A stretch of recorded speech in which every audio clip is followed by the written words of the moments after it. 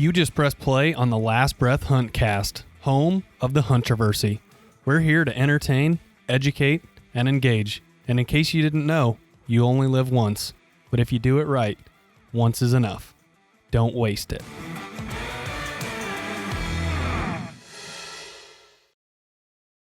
Welcome to episode number 54, everybody, of the Last Breath Huntcast. I'm one of your hosts, Grant, and I'm here with Garrett and two guests in the studio tonight. This is a reminder that every single Monday you can listen to our audio version of this podcast on iTunes, Libsyn, Spotify, or you can watch it on YouTube at 6 a.m. So, you guys know what Garrett and I sound like, right, Garrett? Yes, sir. But you do not maybe know what our other two guests sound like. I guess you've heard one of them before, but let's go ahead and introduce them here. So, sitting right next to me on my right is who? Clark Cummings. Perfect. And across from Clark is Austin Meyer. And how do you guys know each other? He stole my daughter from me. So who's the better man? Oh, man. I don't know. Notice how they just kind of like, he's good. Well, They both just look at the floor like, eh. That's a tough one. I heard that song the other day. What is that Zach Brown song? Something about the man that loved her the most. Oh, He was yeah. talking about the dad. That one hit me deep. Michaela was like, we should dance that with me and my dad should dance that at our wedding. I was like, oh, okay. But in all seriousness, though, Clark has been on our podcast before talking about whitetail hunting. Austin has not, and this is what we're going to talk about this episode is Austin's big buck story from last year and like kind of his basically the evolution of his 2019 whitetail season. But before we dive into that, you said your name is Clark Cummings, and for those of you guys that don't know, Clark, tell the listeners a little bit about yourself. Where are you from? How old you are? Why do you love deer hunting, etc.? Anything they need to know. Anything you need to know. Yeah. Okay, I'm Clark Cummings, and I love deer hunting. So I started deer hunting when I was young. Probably I started going with my dad. He was a stump sitter, shotgun man. Mm-hmm. That's all we did. No deer stands. Just kind of moseyed our way through the woods until we found a spot to sit down. And I just went with him starting probably when I was 10 or 11 years old. We hunted small game before that. And once we started deer hunting, I kind of got hooked on it, even though most of the seasons we never even seen one. Then I finally just decided I was going to figure this game out. And then I shot myself in the foot, and my mom said, "No more gun hunting." So Really? I didn't know that. Yeah, I really did. With a That's true story. slug? No, it was with I was squirrel hunting with a 410. Oh, Jesus. I was going to say. I shot her. Yeah, so she said I can actually thank my mom for the bow hunting thing because back then, I mean, I'm an old guy now. I'm 44. Yeah, almost old. 44. So here, Grandpa. yeah, I'm Almost. almost a grandpa, Be a too. Yeah. So. But yeah, at that point, there wasn't very many people bow hunting at all. I only knew two people from our town that even bow hunted. So, but That's I wasn't insane. going to stop hunting because Mom that crazy? said no more hunting, period. And I said, what about with a bow and arrow? And she said, that's fine. She bought me the bow and arrow, and from J.C. Penney's, an Indian. What? Yeah, J.C. Penney's had bows back then. Right You behind the women's underwear section, right? You had to get it in And the then the special bows. order or you had to go in the catalog and get it. But No I picked kidding. it out, and and then I was all instinct because I didn't know the thing about shooting bows, so I just flung arrows and got somewhat. I could hit an animal, not where I was aiming, but I could hit. Right. So it started like that. I was a pure spot and stock guy for like 4 years. and Whitetail spot and stock? Yeah. Not I did not. successful. How did I not know this Yeah, about I wasn't you? successful at it. You but I shot was- yourself in the foot. We're instinctive archer, sponsored by J.C. Penney's. Like, holy smokes. Yeah, sponsored by J.C. Penney's. I was probably out hunting in my tennis shoes because that's all I had. Yeah. But yeah, it was fun. You knew you might not know where I live, but not too far from where you grew up. Yep. But all the timber off to the end, I don't know if I called myself a trespasser because I didn't feel like I was doing anything wrong, but I was just a kid. And, Yeah. and nobody cared. Actually, I'd run into the farmers and they'd see me with my bow and just like, hey, that's cool. And thought that was funny. Like, have at it. Yeah, I that's cool. So I had I could just walk because nobody bow hunted. It was just like you had the woods to yourself, and I just sneak around and fling arrows at deer when I'd see them. And I got hooked on it. And then finally, Man. Mr. Simpkins, our gym teacher, Yeah, I was Oh, trespassing Jesus. on his farm, which, like I say, his dad knew it wasn't really trespassing, but I ran into him, and he gave me a helpful hint one day. He says, "Hey, you do this all the time?" I said, "Yeah." He said, "You ever thought about just getting a tree stand, sitting in one spot?" It's like, that's kind of weird. It's like, you think that would work? He's like, "Yeah, that's how we kill them." I'm like, "Oh, really?" So it's like, sounds kind of fun. So then I started trying deer stands. Like, hey, this is kind of I can cool just see too. the young Clark Cummings like Getting caught by Mr. Simpkins keeping too. through the woods. Like, Dude, he scared the shit out of me when I was in like 6th grade, man. You did not want to mess with Mr. Simpkins. no, he's a Yeah. big dude. Yeah. Yeah. He was a wa- great guy, though. But Yeah, he was. still is a great guy, I should say. But Yeah. he retired now. Yeah. But yeah, he kind of helped me along. He told me maybe I should get a deer stand. So Well, you've come a long ways from then. yeah, it was all trial and error. Lots of error, lots of trial, but it was fun. And now I would say, I mean, wholeheartedly, not putting you on a pedestal, you're like one of the most well-rounded, highest pronounced, like, whitetail hunters ever. Seriously. Like, when we talk to people, everybody knows who you are. They were like, yeah, Clark, he kills a big deer every year. Like, he really knows his stuff. Well, And I you appreciate that. I mean, you've earned it, dude. I just like to go. That's the biggest thing. I just enjoy it. Student of the game, man. You never stop. Yeah, I still love it, just like I always did. Like we were talking earlier, someday you think, oh, I'll have to take the back seat for kids and grandkids, but man, I still like to do it myself. Right. Clark's all gas. Yeah, I'm trying. Speaking about grandkids. Yeah. Yeah. Austin, all right, let's hear your Yeah. story. I'm Austin Meyer. I started hunting when I was probably 7 years old, going with my dad out to the farm and turkey hunting and just going along with him and just figuring out what it was about. And I shot my first deer at 10 with a bow. With a bow? Yeah, Damn. Yeah. Yeah, I hit him right in the hindquarters. It wasn't a very good shot, but it's a pretty good moment because I actually shot my deer this year out of the same or last year in 2019 out of the same tree I shot my first deer. So That's pretty cool. yeah, and I've Full always circle. been into it ever since he taught me how to do it. Yeah. So I've learned a lot.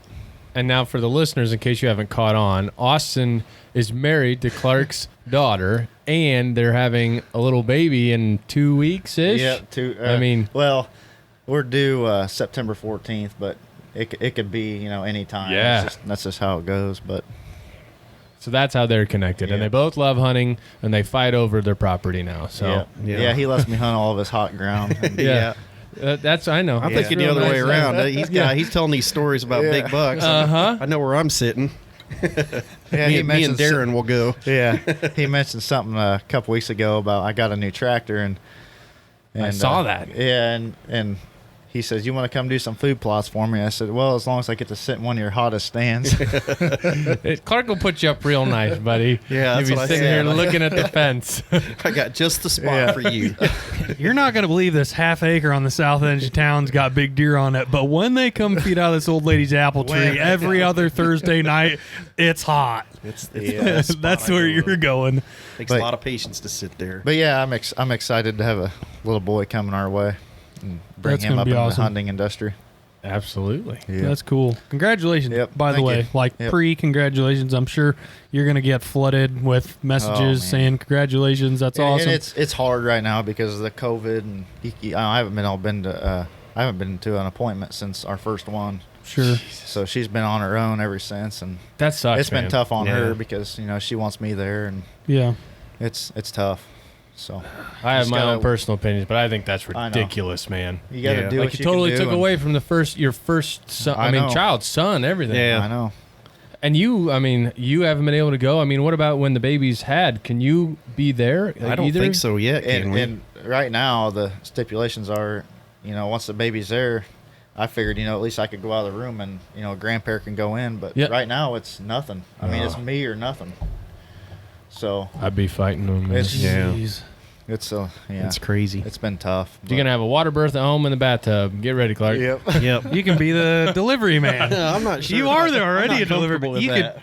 that. You could. Yeah. Maybe with somebody else, Yeah, but that's not my daughter. That's Oh, probably yeah. true. It's not UPS that man that coming delivering in. a baby scares God. me, but my daughter's baby, I don't know. That'd be a little. Yeah. I don't think I could handle that. Yeah, you're probably right. Okay. So Deal.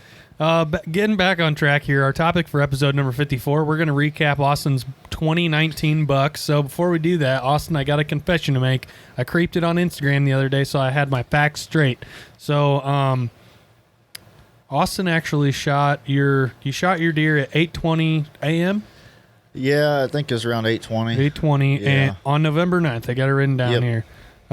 So let's go through your season and tell us how it all went down. At the end, we'll kind of break it down and see what there is to kind of learn from this. So go Okay. for it.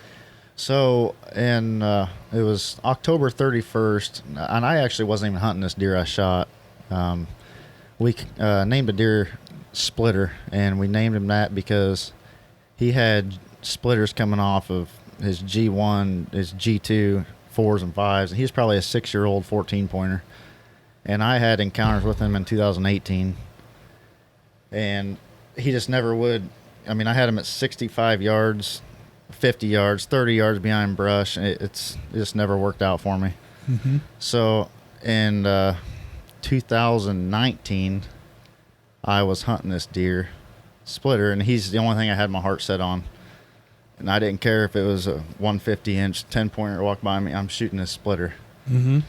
Well, October 31st, I got a picture of him working a scrape, and I started vacation on November, 4th. But I had encounters with this deer 2 times in 2019, and he came. So the first time I was hunting, and I actually pulled the SD card as I was walking in, Mm-hmm. and I was in the tree, and it was that morning, and I'm like, oh man, he's been there. He was there like at 3:30 in the morning, and I'm in the tree at like 6:30. He's right here. I mean, he's close. He's gonna come back and work the scrape. So I sat till probably noon, and I never saw a deer. And I went back out and thinking, I'm just gonna keep hunting this spot until something happens. Well, I went and pulled a camera on the southwest corner of the farm, and I had a picture of him. So I was like, man, he's right here. I mean, this is a 150 acre piece, and most of it's field. I mean, there's Mhm. probably 60 acres, 70 acres timber.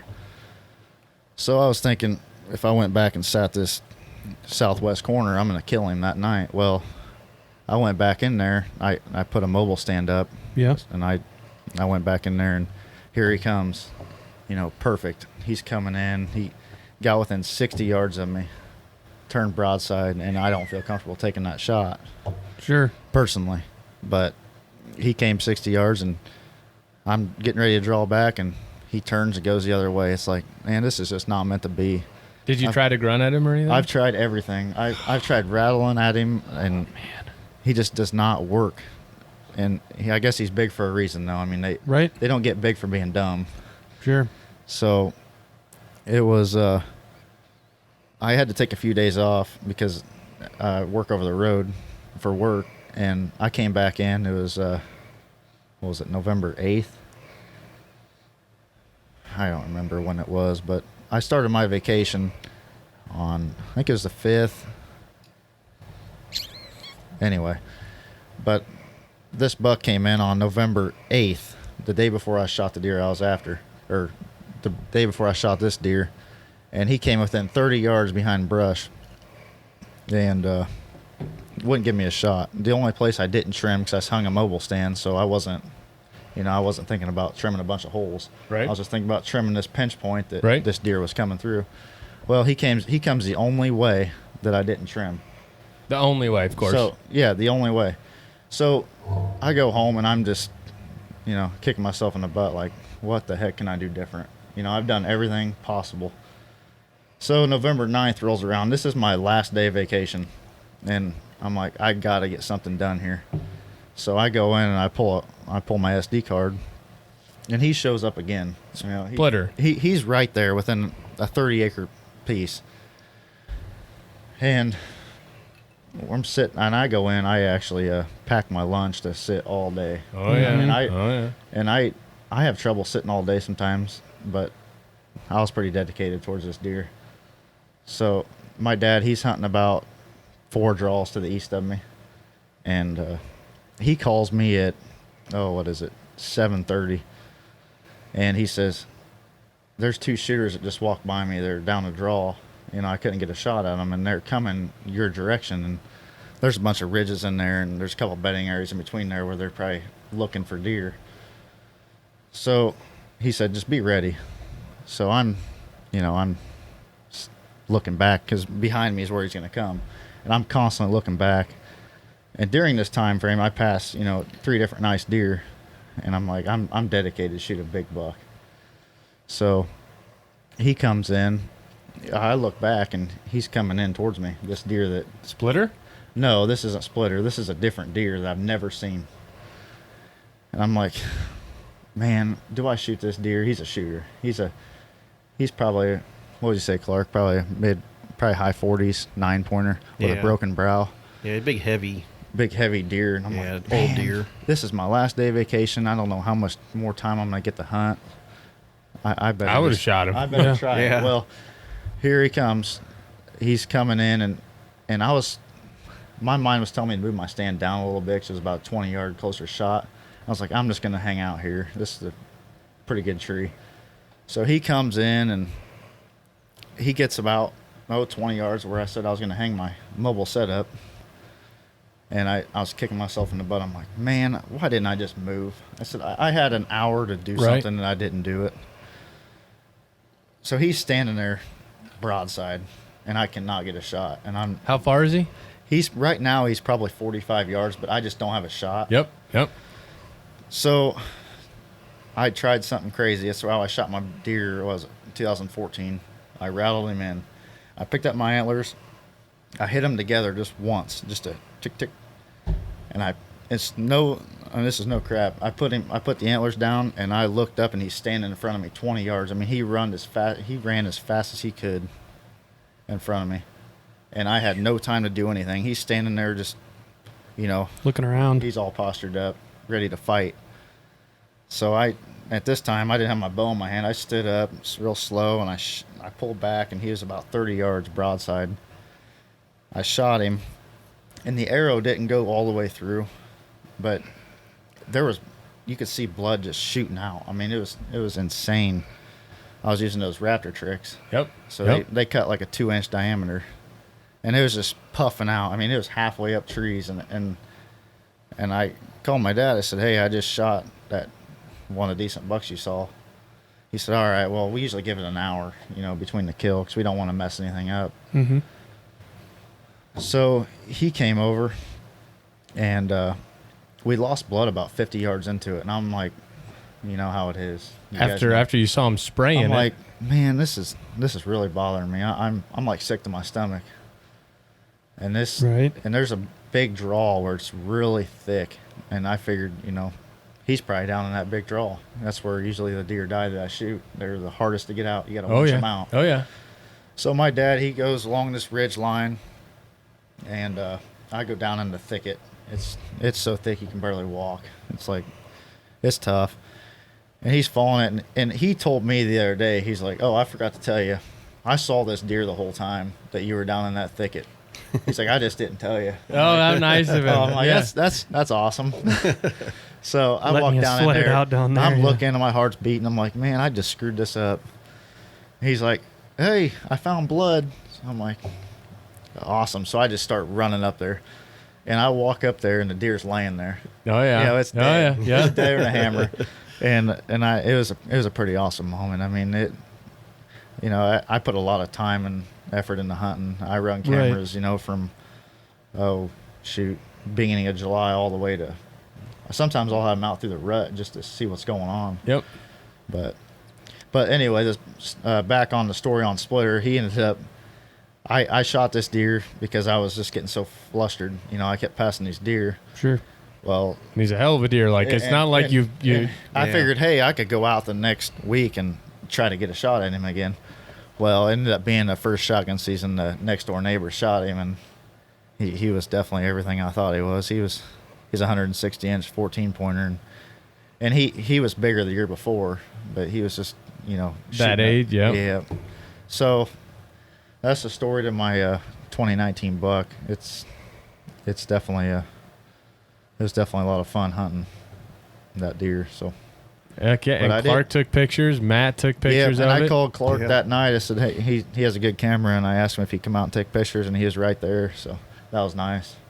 Well, Yeah, me and Matt had to get a competition going because he. But the toughest part is to where I hunt is, the corn stays in a while. So that southwest corner I'm talking about, you have to literally. I mean, I hate driving a four-wheeler anywhere, but if you don't, I mean, it's going to take you 2 hours to walk back there. all the way around the field. So I'm parking and I'm walking back where I'm getting all my pictures now, past one of my really good stands where I was hunting to go back even further. Right. And it's just tough. I mean, it's tough hunting, standing corn because you have to take so many long ways around it to get to it. Oh yeah. I love it when they're picking, man. It's like they're taking 8 rows of bedding out at a time. They're shrinking it, man. They put them all in the timber. But then the way I look at it too is it's nice because it seems like they're going through that pinch point when the corn's in because they don't want to walk. They don't want to take that extra step through the corn. Sure, I could see You know? that. So it has its perks. Yeah. Yep. Double-edged sword. So with, what are you guys' thoughts about like fixing deer? Because I saw your mount. You didn't repair it, did you? No. So the way I look at things is, if you fix a deer, it's not natural. Sure. I look at things like, I shot that deer and he had a broken left brow tine. Yep. I want to look at that deer when I'm in my man cave and say, That's how I shot him. That's how I shot him. Yeah. I don't want to add an extra point to make him a 10-pointer when he wasn't truly a 10-pointer. Sure. That's kind of the way I look at things. What See, about you? I've done both. So have I. Yeah, I've done both. I've got some at home that aren't fixed, and then I had a couple. I had this one really pretty 10 that I thought, you know what, he broke his G2 off. So I decided maybe it's self-justification, but I decided if I get a chance to shoot him, I'm shooting him because he grew that point. I got pictures of him. I know exactly what it looked like, so I had it put back on afterwards, and I made it can look see just both like sides of it. Yeah. Like I agree. Like he's nice enough X for me to shoot him broken, but then again, like you said, Clark, I've got the history with him. I don't know. I think it takes it when you kill him, to figure out if that's what you want to do or not. I think it's just a personal thing. And You I just agree gotta with Clark. I mean, if you're hunting a deer that's, you have a lot of history with, and he's had that G3 the last 2 months of pictures of him, and he broke it off during November fighting bucks, I could see you replacing it, definitely. But I've never seen this deer before. Right. Hell, you don't know. It could be and- 2 inches. It could have been 6. And another thing about this deer was it was the night before. I had him 3 miles away. A neighbor sent him a picture 3 miles away Isn't that crazy? on a creek bottom. I got a picture of this deer, and he sent it to me. I'm like, I mean, people just don't realize how far these bucks travel during the rut. I mean, they may have a 180-inch deer on camera or even just a mature buck on camera the night before, but he could be 4 or 5 miles away the next morning. Yep. We found that out last year. We were hunting a new farm, and it's like we had pictures of this deer the day before he was killed, and like as the crow flies, it was like 1,400 yards, like in a straight line. And he sure as heck didn't walk that straight line. Yeah. And it's like, holy crap. It was literally, crazy. I was at the gym, and I was like, there's a guy in there that's a hunter, and he lifts too, and he's like, man, my buddy shot this really nice deer, and he showed it to me. I'm like, what? Where? Like, immediately you're like, what the heck's going on here? Like, and he had no idea. And he showed me. He's like, oh yeah, he hunts on this farm, like over here. I'm like, no. And I told him, I was like, that's like our number one deer, And he was huge, gorgeous, and it's like, holy crap. Dang. It's just like, 61-inch 8-pointer. yeah, Wow. Yeah. That's a big 8. Big one. But how weird was that? And I'm like, Double take. how do you, if you get this like rush of emotion and you don't know really how to respond? You're like, oh really? When did he shoot it? Was it at like 10 o'clock at night? Like, but he didn't. It was fine. Oh, It's just man. like, what are the coincidences? Yeah. So I've had similar things happen, not quite to that extent, but I've had some that. Oh, you've had your fair share at 10 o'clock at Neighbors. night problems. Oh, I have had that. Yeah, Oh, man. we did have that with serial man. poacher. We had him, but Yeah. yeah. There's nothing a little lead poisoning can't fix. Oh so. man, yeah, that's about where I was at. With Oh, it. man, the law I- stepped in. Ugh. That was frustrating. But I don't know, the whole like antler repair thing, I do totally think it's situational. Poor Jesse, he shot this really nice 8-pointer as a bruiser buck, and like the night before they had trail camera pictures of sequence and he was put together, and then that morning they came in and here he is, G2 G3 broken off. Oh, man. Like hours before, like he just got in a scuffle, and so he got him fixed. I'm like, that's justified, I think, but Yeah. I get where you're coming though from, Austin. There's a lot of guys think like if you shoot him as he is, and that's how you should be, you should be comfortable putting him on the wall just how he was when you pulled the trigger. Yeah. But yeah, I mean, I look at it both ways. The way Clark said it is, like I said, if you're hunting a deer and he had that G3 this year, I don't see a problem replacing it. I mean, it's all on what you want to do. Yep.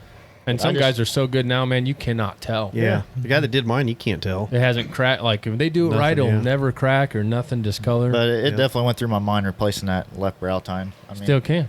I still can. Never too late. Yeah. It is a pretty back mount, with- though. Add a few inches to him. Yeah.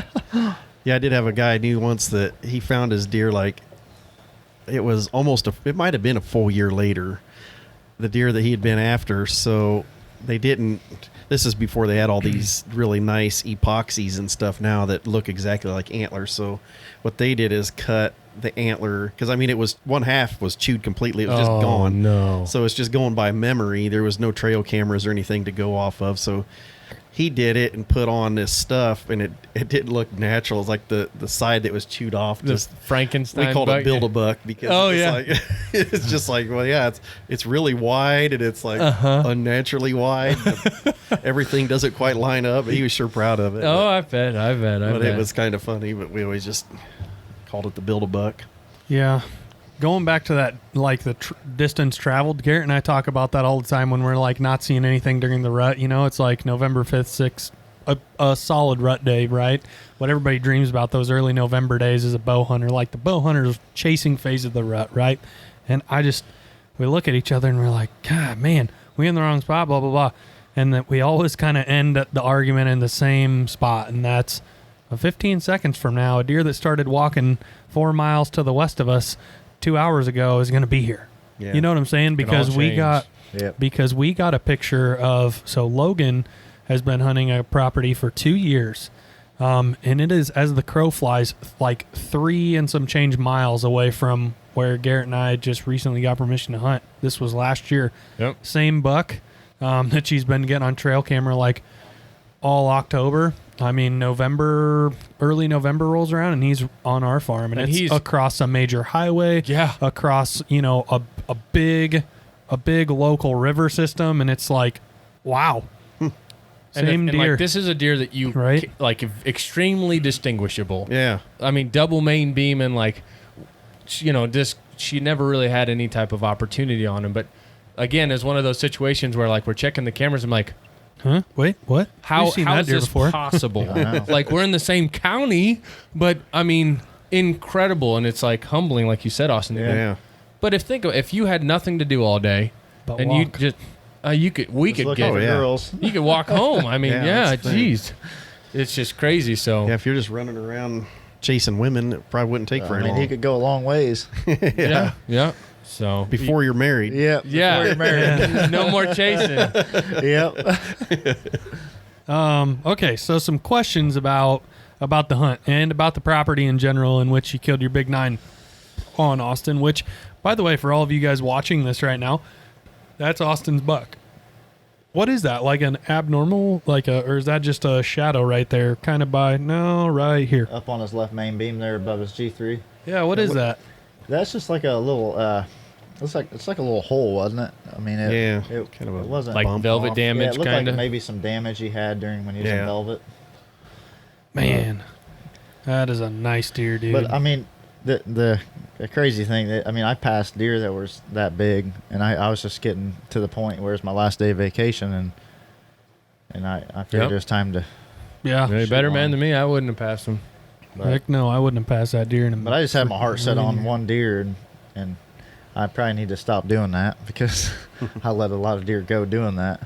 Sure. Before I get into my questions, let's talk about that for a second. Garrett and I have talked about this a lot. All we do every time we go hunting is talk for 2, 3, 5, 10, 12 hours straight about hunting and ethics and just ideas that we're talking about now. And it's like, When do you guys think you'll get to the point? I mean, Clark, you're a little bit older than us. Are you to the point yet where you're targeting like a deer, or do you have like, you know, kind of earlier we were talking about this a little bit, or do you have like a hit list, quote unquote, stacked up in which you're like ready to do that? Do you think it, like what Austin said, like he had Splitter on his mind. Splitter was Splitter or bust essentially for your whole rutcation, and then when that plan didn't pan out, you shot that deer, right? Mm-hmm. Do you think that, I mean, helps hunters, hinders their success? Do you think there's like an age limit when people are like, all right, I'm going to start targeting like the deer now? Like, do you do that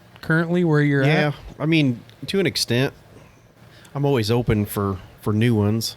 And I have killed quite a few deer, even in the last few years, that were deer that it may not even be that I didn't know about him at all. It's just kind of like he showed up once and I got a picture of him, and then a year goes by and nothing else, and then all of a sudden he's under your deer stand, and I was like, yeah, I'm shooting him. He's a monster. And so I've done that, but a lot of times I've got a deer in mind when I'm hunting something. There has been years, especially you get a tough year, where I'm just hunting an area, just confidence in the area, and just I know a big buck's going to push through there eventually. But it's fun when you're hunting a particular deer.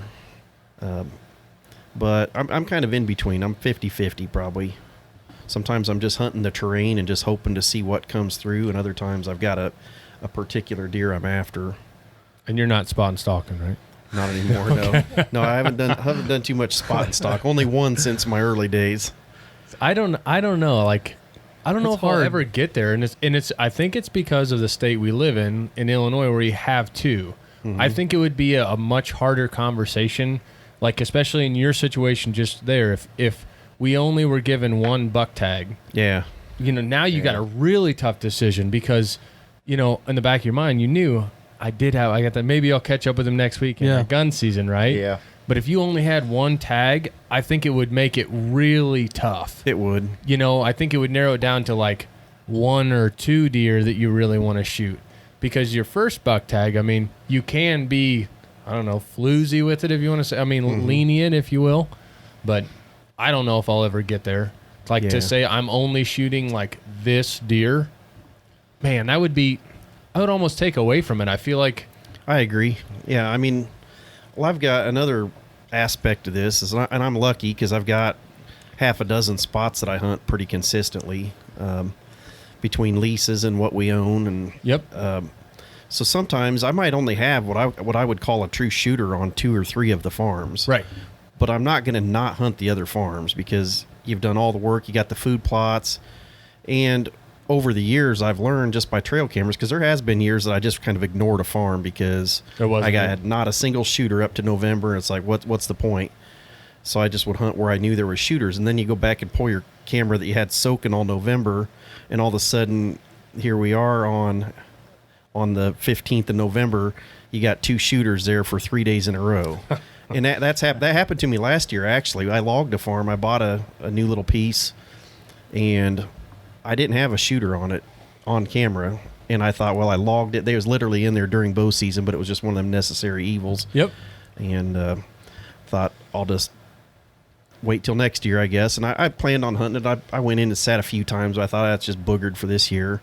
And I pulled my camera shortly after shotgun season, and for 4 days straight, there was 100 and mid 160s older deer that went right by my stand like 4 or 5 days in a row. I mean, he was just there, like, consistent, and I was getting him on each camera on the farm, so he was there on 22 acres. I mean, he's just roaming. And it's like, but I'd kind of discounted it because we just cut all the logs, and I just didn't have a lot of confidence in after all that disturbance. But it got to the right time, and they were in there. But we talked about that. Like, we think, and this was a topic we talked about earlier in other podcasts, but I think trail cameras are the biggest thing that's changed like a whitetail hunter. Yeah. Could you imagine, like, how much different would your entire season be if you didn't have trail cameras? Oh, yeah. Like, we'd still plant food plots and hang stands and do all that stuff, but like going in empty-minded, maybe like a little bit of scouting from the road, you wouldn't know Splitter's there. Yeah. Like, how do you know what's the biggest deer to hunt? You wouldn't wait on the one. Yep. You would just shoot the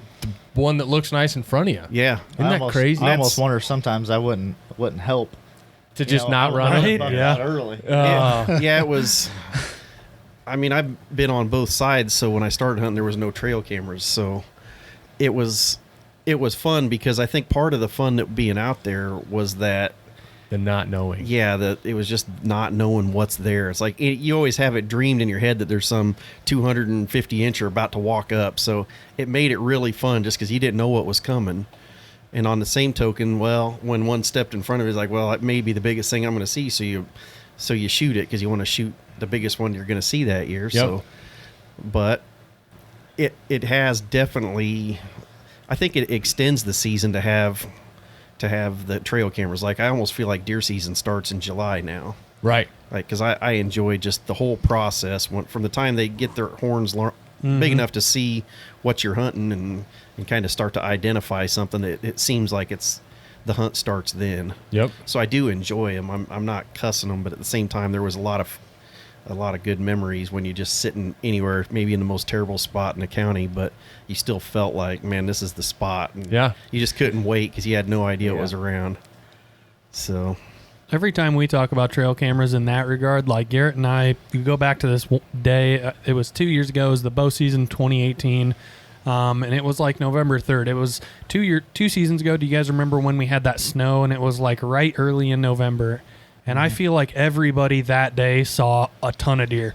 So that day, Garrett and I saw, I believe, like 45 deer. It's like our all best day Just of hunting to date. Best day of hunting in 2018 by far, maybe ever during the rut.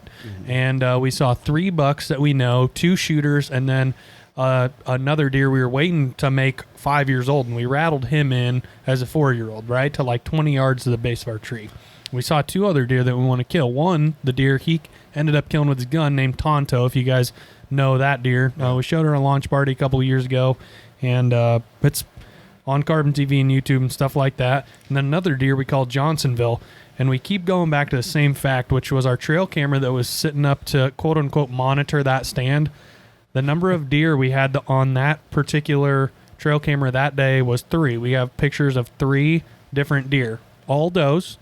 And that's just because during, November, deer that are being chased around may not go down the path that they always go down. They're just going to glide through the woods, take the path of least resistance. So in that regard, so say we didn't hunt there, right?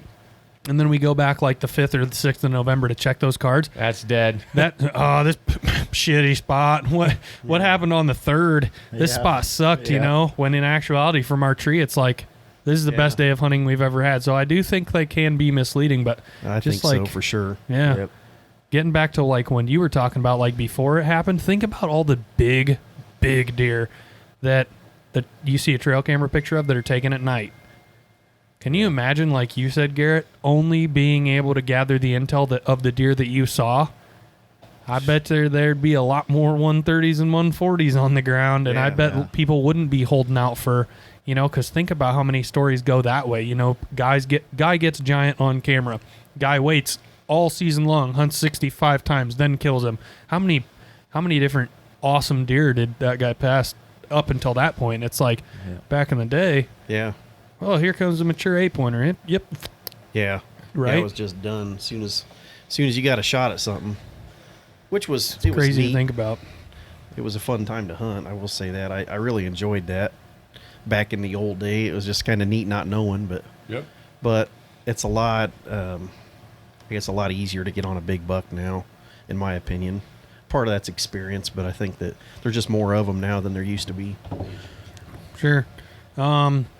So going into, I guess, the season, are there any deer that pique your interest right now, Clark? Do you have a hit list developed? I mean, of the deer that you encountered last year that you're like, okay, he's gonna make 4, he's gonna make 5, he's gonna make 6 years old this year. Do you have a roster built up of the ones that you've identified from last year to now? I've got a few. I've got a bunch of new ones this year. I had 2 or 3 deer that I was really after last year that slipped us for the year, and now they're kind of hopefully going to show back up. Hank in the studio distracting us.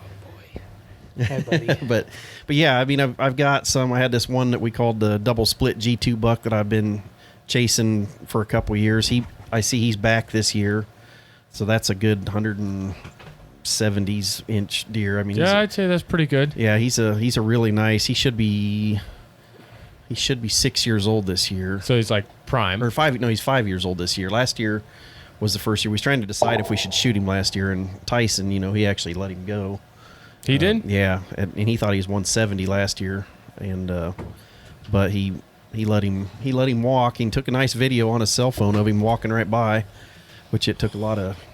So lot of that's one guts to thing do that that, like but- we're not there yet. Like I shouldn't say that. On some pieces we're like, it's funny, on some pieces where we feel like we've done a good job of being able to create habitat to hold the deer and like give them a good fighting chance, our age point rises. But like on other deer where we know other places we have a lot of pressure, it lowers. And I don't know if that's the right way to look at it or not. But Or us just being really stupid and adding to the pressure. right. You know what I'm saying? What's Yeah. what's you guys' thoughts on that? Like you got your honey hole like 50, 60, 80, 100 acres, whatever, your honey hole property where you're like, the pressure's low around here. I'm going to wait for them to make 5. Yeah. Whereas you've got another piece that's like, I don't see deer very often. There's high pressure.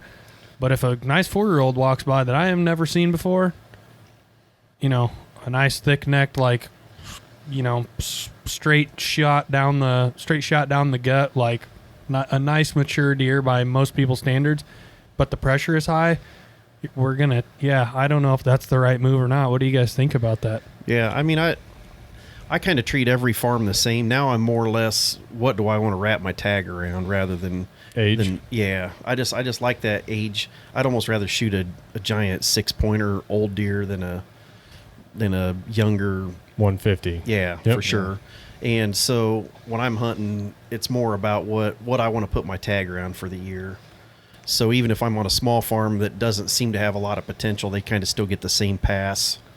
If it's a younger deer that I feel like has some great potential, I'm just hoping that nobody else shoots him. And I'll be honest, 90% of the time they get shot. Right. Not very many of the deer that I let go, like those bigger 150 and 60 inch 3-year-olds, they get shot because most people aren't going to let them go. Right. But I let them go just hoping. I mean, it's just like, am I going to be totally happy with that deer? And the answer for me is no, just because I know he's got more in him and I'm hoping he gets there.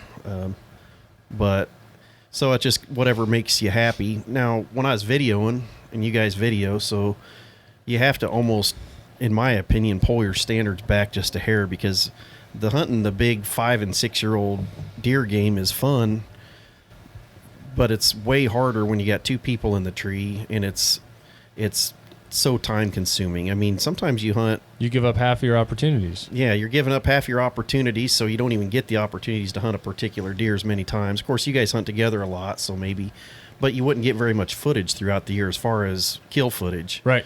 So you about gotta. When I was filming with Respect the Game, I shot some deer on there. They were nice deer, and I'm not ashamed of them at all in any way. I mean, I wasn't going to shoot a deer that I was just ashamed to shoot, but my standard had to come down just a little bit. I figured that out the first year, that I was trying to do the way I always had done when I was by myself, and then I start filming with another guy, and I realized it's like, we'll be out here all year. I mean, the year before I started filming, I was counting my hunts, and it was hunt 56 that I shot my buck. Right.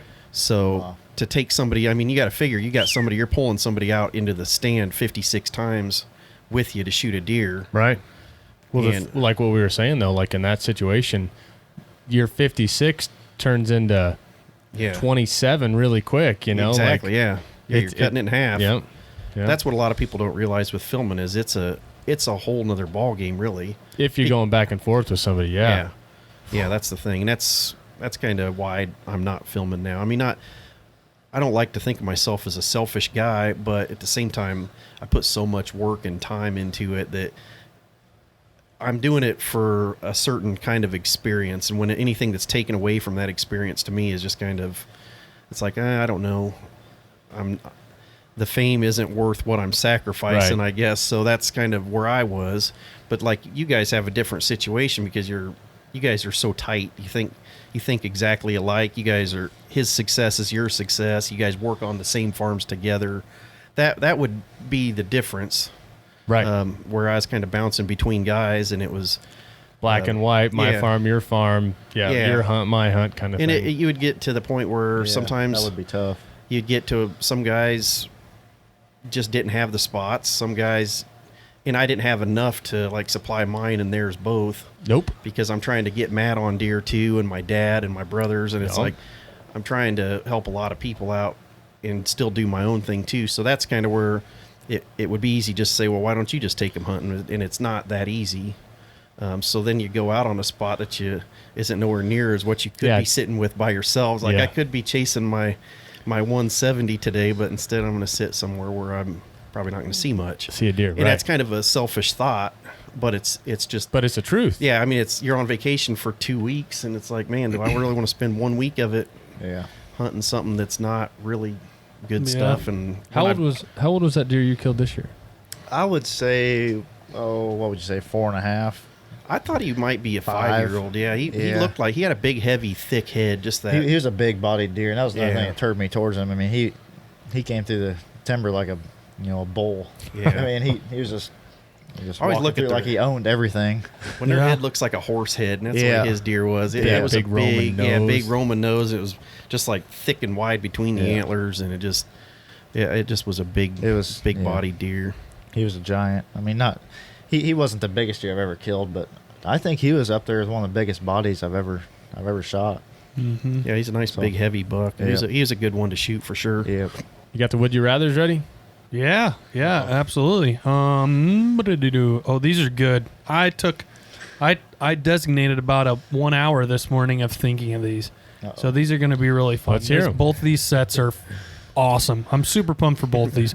Number one in set one, which we're doing another podcast. I want to get that out of the way.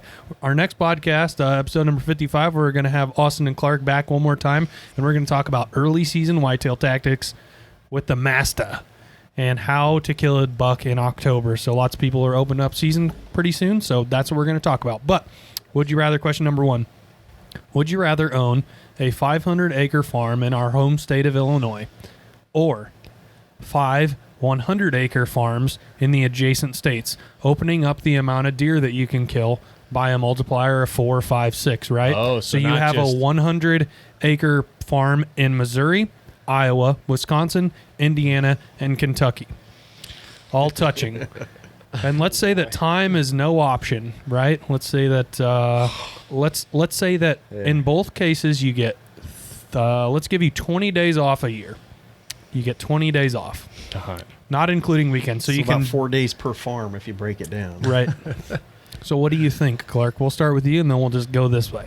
All right. Man, this is a good one because I know, right? It's a tough one. Yeah. That's really tough. It is because tough.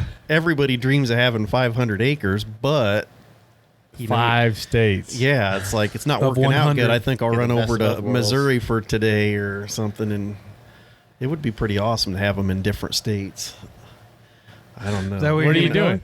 I don't know. That's the thing. Is It's hard. I guess It's hard, isn't it? I told you guys these questions are I'm good. gonna stick with 500 acres. At home. Really? Yeah. No kid. Okay. Yeah. Austin. I'm going to stick with the 500 acres. Just the fact, I mean, you have land in different states. You got to have time to go hunt them. Yeah. I mean, Yeah. you got to have a lot of vacation time. I mean, it'd be good for a retired man. You know, hey, I'm just going to pack up and go here for a weekend. But if you have 500 acres at home, I mean, just say 15, 20 miles, 30 minutes away. Yeah. You could work on you it. can all. you can make that farm, awesome. Yeah. You could put the food plots where you want them. Oh, you could do anything. You would own everything. Yeah. 500 acres is a lot of ground. That's And- almost a whole section where we're Yeah. from, right? Whole country Yeah. mile. But that's where I'm at. I mean, you wouldn't. It wouldn't be the best for me, but yeah, it would be awesome for somebody that's retired or somebody has a lot of time, because you could get the best of both worlds. You I mean, see the Missouri bucks. And I was Yeah. thinking about the time Yeah. restraints, and Okay, let's say that I give you no. 1 full month of vacation, and that's not including the weekends. I want to make sure that that's clear. So Okay. 30 personal days, essentially. So you can butt those up into like 4-day weekends here, 5-day weekends here, 6-day weekends Oh, here. man. Know what I'm saying? Like 30 making it You're like, personal harder. you're days. like trying to push him towards it. No, Yeah. it's- I think it would be pretty awesome. I love working on the farm. That's probably one of my favorite things is the prep work. And it would be a lot harder if they're all spread out. That's the thing is I was thinking that's the only reason. Now, if I had an airplane and full equipment, How far are in we a even away building, from What if you Kentucky? guys were the wealthiest school teacher ever? How far are we away from Kentucky? that's right. If I was I that, don't even know. Like Missouri, Change like Missouri, we're like what from here, like from home. Missouri, 3 hours. Yeah, 3 hours. I'd Iowa's say. right next 3 door. hours, 15 minutes from Wisconsin's 3. Iowa. No, an hour from here. Wisconsin? Yeah. No way. It takes me like an hour and a half to get to Dubuque. It takes me an hour and 20 minutes from here to get to Platteville, which is where Michaela went to Wisconsin, which is 15 or 20 miles on the other side of the Into border. Wisconsin. If I had 30 personal days, I mean, 30 personal it'd be days. different. I mean, but Yeah. I would still, and it's crazy going from where I hunt, on the river in Henderson County to Knox County. I was just telling Clark earlier is the land is just so much different. You go from having big bluffs, which you guys turkey hunt down in that area, Yeah. Oh man. and it's Fun. It's just crazy the difference you get when you go 35 minutes, to the east of you. It's different country. Yeah. You don't have the big bluffs like you do along the, I don't the know. river and. I think I'd take the 5 pieces. I would take either one. Don't get me right. Yeah, I'll take. But both if you're offering them, here's but- why. Okay, why? I've never had anything that big to manage and work with. So I probably don't have an accurate answer. But 100 acres, I know what we can do with. But like Kentucky, you have potential to kill a velvet deer. That's why I threw Kentucky in there. Thank you. I was hoping one of you guys were going Right? to say that. Yes, that's why I picked Missouri has a rifle season. that one. Yeah. And then Iowa has that late muzzleloader season. Like, so I'm like thinking 100 acres. If I put like 10 acres in food plots, I would just chalk Iowa up for like late season. Like I got a smoke even pole, go there 200 during yards. I would still own my bow, don't get me wrong, but like ace in the back pocket is like I'd apply for my late muzzleloader season and I'd go hunt over like 4 acres of standing beans. And then like in early season when it's like hot at here and like I don't even want to go hunting, I'd motor down to Kentucky to maybe shoot a velvet deer. And then I don't know if our firearm seasons coincide, but like I've never been able to hunt deer with a rifle like we're lobbing lead, Yeah. rather than be like, well, I mean, most modern sporting rifles are like pretty proficient out to like 400 yards if you're decent. Right. I don't know. It would be interesting. It would totally be inverse of what we have now because right now we have our farms and it's like we do everything we can just to make them as good as possible. Yeah. Where rather I'd be like more ping ponging. I don't You'd even be know like if I touch Wisconsin. I might like.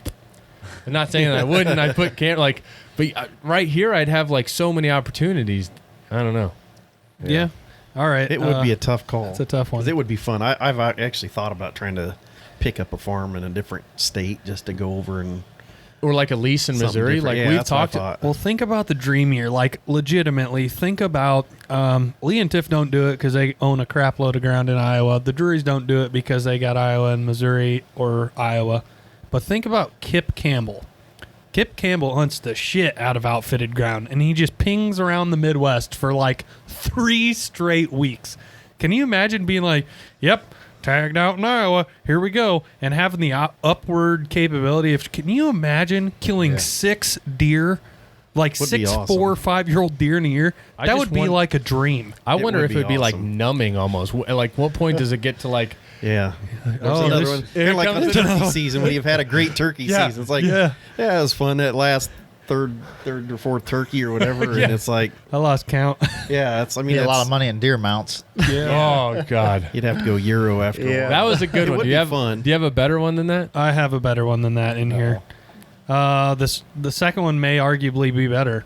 Hit me with it. Would you rather, and you're cold turkey, you're cutting one completely out of your hunting life forever. Would you rather give up trail cameras or tree stands? Me first. Yeah. Come on, Trail Mister. camera. Oh, What? Trail camera, Tenderfoot goodbye. Clark? Yeah. What? Really? Hey, when I Slewfoot hunted, McGee? when I did all that spot and stock, I wasn't real successful. With the J.C. Penney Lightning. Yeah, Indian, my So you're Indian giving bow. up I trail still have cameras, huh? it. Yeah, I'd give up the trail wanna cameras. be Sometimes I've thought this is crazy. You guys won't agree with this, and I wouldn't never do it because I love them. But I have thought about giving up trail cameras Right. Just going. because I thought, how much damage are you doing going in and out all the time? And I mean, I know my spots have potential, all of them. I'm going to hunt them anyway. So why do I need to see the pictures of the deer? But man, it's fun when you get a picture of a deer. So every year I even think I'm going to cut back, and then I buy 2 or 3 more. so like a crack addict coming out of rehab. Yeah, especially when you get a picture of a big one. It's like that's the ticket to just go get you a few more. What about you? Oh, man, that's a tough one. I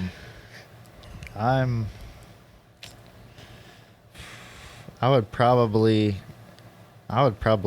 give up trail cameras. This is tough. I mean, it depends. I mean, Told you. Are you giving up cell Good cams or Everything. Everything. Every single trail camera.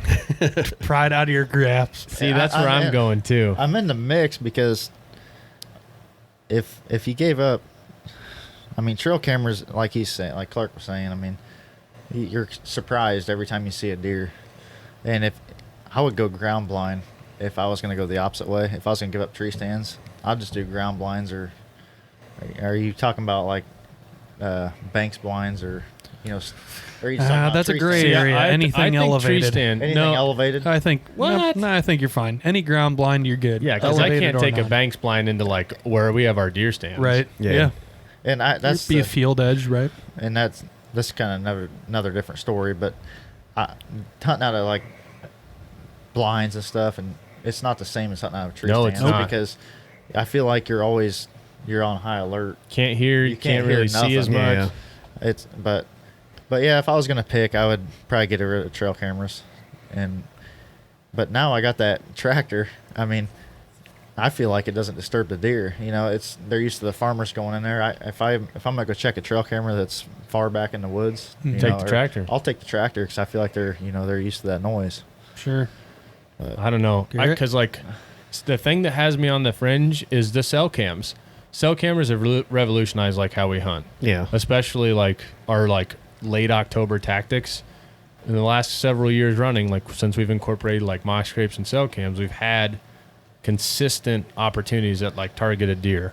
I just don't know how much, I don't know. Cause like, could we still have killed them from the ground? We have never killed like a bow deer from the ground. Now Matt and Jesse have those crazy guys crawling in bales of wire and all kinds of crap. Mm-hmm. But I don't know. Cause like if I look back on the track record, all of our archery deer are out of a stand. Yeah. But I think I'd go with you guys. I'd cut the cameras. That elevation advantage is pretty key. Yeah. It's key for November when you got to spin and whirl and take a non-typical shot. I like what you said, Austin, about blinds. Like, I don't know about you guys, but whenever we're in blinds, it's like you take away 4 or 5 senses, right? Yeah. I think it takes away that sixth sense, that hunter sense. Yeah, I do it's too. like I don't like personally how you have to concentrate on, am I going to hit the bottom of the blind? Yeah. Am I going to hit Yeah. the top of the blind? Am I going to hit the side of the window? That's what I don't like. I like being in our tree stands that we've got trimmed out already preseason, and we're like, yep, he's in the window. Yeah. And you're not worried about a single thing messing with the flight of that arrow. But Now, I will say that there's not a bigger rush than when you're at ground level with a deer. Yeah. I mean, that's pretty awesome. Mhm. But the overall hunt itself, when I picture November 7th, frosty, cold, I don't picture sitting On the ground. It's like I picture me sitting up in my nice tree stand just waiting, and it's like you're looking around and just something about it. It's like, Yeah. I can't imagine not having that. Like, Yep. if you take my tree stand and you're only on the ground, like, I don't know. yeah, The vision goes away, I guess. Yeah. Old Simpkins spoke the truth. yeah. Yeah, Mr. Simpkins. I don't know if he listens to podcasts, but shout out to him for Yeah. putting me in a tree. He's probably playing racquetball hard at the Galesburg Y right now, boys. He could be. Okay, last one, and then we'll wrap it up. Would you rather hunt a deer that is daylighting, right? Legal shooting time every 5th day on camera, on a pattern, or a deer that is coming in 10 minutes after dark for 5 days in a row? Clark? Daylight. You said, let me rethink that again. Sure. So you Would said, you rather hunt a deer that is daylighting for 5 days in a row? Mhm. So he's coming in at some point during legal shooting time, right? Yep. Or, but that's every 5th day. Yep. So Monday doesn't show back up till Saturday, doesn't show back up till Thursday, stuff like that. Or hunt a deer that is coming in 10 minutes, like within plus or 10 minutes of dawn or dusk. Mm-hmm. But he's doing it for 5 days in a row. Wow. I still like the day walkers. Really? I do. It seems like when I see a picture of a deer in the daylight, I Game know on. I can kill him. Yeah. I mean, it's almost, he's dead. But if I see him at night, I got to have some Clark Cummings. but if I see him at confidence. night, it's like this. I'll Yeah. probably, it's just, I've had so many of those games that I played with nighttime deer, even if it's shortly after. Yeah. It's like they're just not showing. It's like they're smart enough to sit And until wait. darkness. And I've had them bedded close to me. I assume it's them. Have you ever heard a deer like cough and sneeze when it's in its bed? Yep. And it's like you're getting pictures of him consistent, and you're in. It's like, okay, I'm going to move tight because I'm pretty sure where he's bed, and I go in there and you can hear him in there coughing and sneezing, and that deer does it until dark, and then you finally hear him get up and walk out, and it's too dark to shoot. You can't even see him, and it just seems like I've had that happen enough times with different deer that I like those day ones. When I see him in the daylight, I get excited because I'm like, okay, that deer's killable. I'll figure it out. But not them nighttime ones. Those things are a different animal. What about Austin? you? I'm gonna have to go with daylight. I mean, and will you read that question to me again? The first one, Sure. A deer that is daylighting every 5th day. 5th day. Okay, so our cameras, besides Splitter, he was showing up every single day playing with my mind. But I would say every 3 to 4 days on our farm is where a big buck shows up, the same buck. So he's making his rounds around the whole farm. Yep. It seems like every 3rd day we're getting a picture of this deer. And it could be in dark or daylight. It's just a matter of when he shows up. So I'm going to have to go with daylight. I mean, I like the daylight pictures. Yeah. Because that just means they're up and moving during the day. You know, we've had quite a few pictures of bucks that are really, they're 160s, 170s that are dark, and that's all we get of them all year until, early November when they start chasing. But yeah, I'm gonna go with daylight. Daylight, Garrett? I don't know, man. Because I'm trying to bait you in with this question. I'm hoping that you pick the 5 days in a row after dark because we've killed a couple deer like that where it's been like 4 or 5, 6 days in a row. It's just like bang, dusk, 5 minutes after legal light, 5 minutes after, 5 minutes after, and then cold front snap, boom, kill them. Yeah. The hardest thing with this question hard. though, is though the I want to say the pattern that he's holding. We've never had a deer like Matt is very, very big on this, and he has a success with it. Like he'll have a deer, and he's coming in here like every 6 days, and his cameras show it, and then he'll hunt him on that 6th day, and sure shit, whether you That's how he killed Phantom. call it luck or not, like Matt gets it done. And we've never had a deer that's on like what you're saying, Austin, like it's like every 3 days he's coming back through here. Ours seems to be consistent and then off. So I don't know, like based on our past success, I would say like the 5 days in a row, going in on the 6th day, I'm bringing a decoy, or depending on time of year, I'm throwing it everything at him, making sure the wind's right and hoping he's close enough to coax him out of his bed. But what both of you guys are saying though, like a daylight deer is a deer that I can kill. Yeah. Like it's not a maybe, it's I can. Yeah, when I see it, I get excited when I see him on his feet in the daytime because I know that's not the only time he's on his feet in the daytime. So I'm figuring he's moving around before dark. That is something else to consider too. Yeah. But now the only exception I would say is the late season is a great equalizer because I've seen a lot of those deer that seem pretty nocturnal. And then when you got some great soybeans or something and they're coming and hitting them hard, that late season, all of a sudden they'll come out of the woodwork. In daylight. Yep. And when you get that cold or snow or Big cold front I've seen that. push him over, sustained cold. Yeah. I think I'm going with the Continuous. big buck killers on this one. All right. Okay. You guys are the big buck killers. I don't know about that. Come on now. You guys got better walls Look than at you, me. Geronimo. Oh, God. Yeah. No, that was luck, man. I told you, man. Those were good. Would you rather said? I can't wait for Those the were next good. podcast. Yeah, because I got some good those ones. are hard to answer because Those are good ones. Yeah, both are like right answers. Yeah, absolutely. Well, you guys are fun to watch the hunt. It's a lot of fun. Thanks, I man. love it. We appreciate that, and we're glad you guys watched the launch party too. Yeah, it was fun. Yeah, it was. I had to work third shift that night, so I was laying there and I was like, "Haley, will you kind of watch this for me because I fall asleep?" And I'm like, "I don't want to miss this." Right. So, I got but you. it was fun.